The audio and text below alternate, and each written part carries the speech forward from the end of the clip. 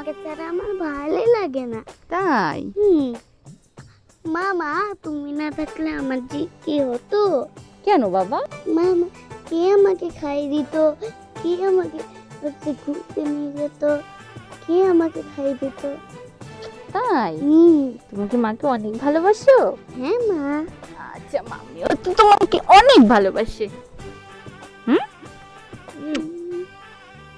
মামা তুমি কি আমার ছোটবেলায় অনেক আদর করতা? অনেক আদর করতাম। ঘুরতে নিয়ে যেতে, হ্যাঁ, পিঠার খাতে। ফিডার তো তুমি একাই খেতে। জানি, কিন্তু আমাকে বলো ফিডার বানিয়ে দিতে। হ্যাঁ, এখন আর তো বানিয়ে দাও তুমি।